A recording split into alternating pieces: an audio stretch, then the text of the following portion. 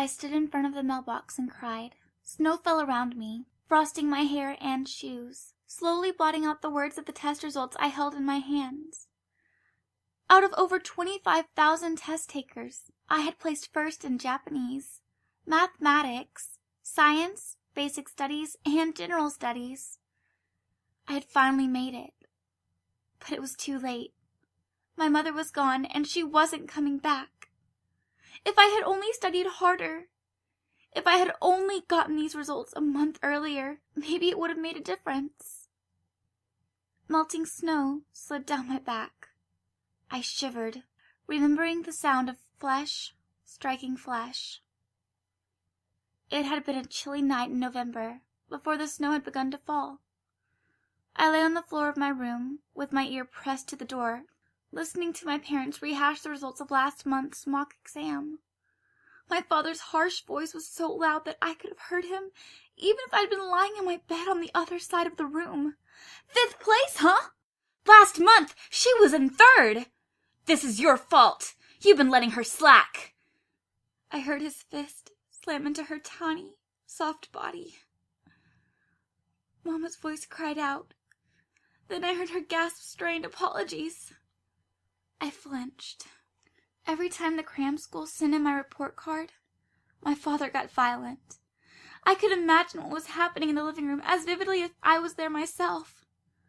Mama backed up against the wall, covering her face with her arms.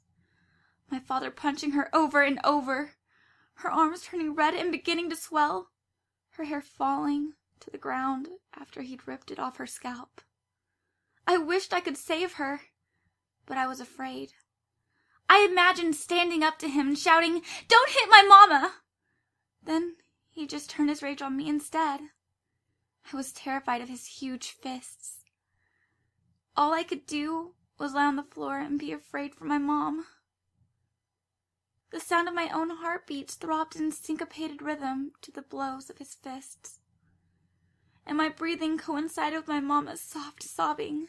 "I was always first in my class," shouted my father. "So if she isn't, it has to be your fault. It's because you're not disciplining her." I could hear him hitting her at the end of each sentence, like his punches were exclamation marks. "Or else it's your bad genes coming out." I got off the floor, went to my desk, and opened a textbook. I put on my earphones and turned on some music to drown out the other noises. I studied.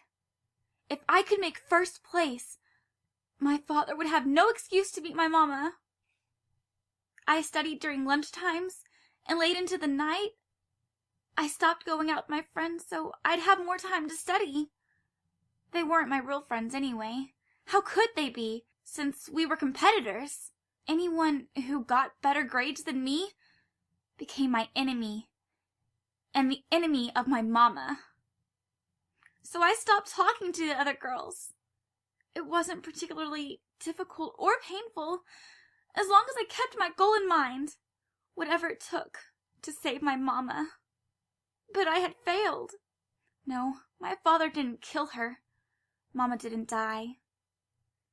One day, I came home, and all that was there was a note that she'd left pinned to the door. "I wish I could have taken you with me, but I won't be able to afford to give you all of the opportunities you deserve. I want you to go into a good junior high school, and then a good high school, and then a good college. But I can't pay for any of that. It breaks my heart to leave you, but I think that in the end, you'll be happier this way. I hope you'll understand." There was no forwarding address. If only I had made first place earlier. Maybe I could have gotten a scholarship and then Mama would have taken me with her. But now it was too late. I had my prize, but no one to share it with. I tore up the results to my latest mock entrance exam and flung them as far as I could. But the wind caught the bits and pieces of worthless paper and blew them back into my face. They scattered around me and were swallowed by a gray slush on the ground. The snow kept falling. I stood there, frozen in front of the mailbox, empty-handed and alone.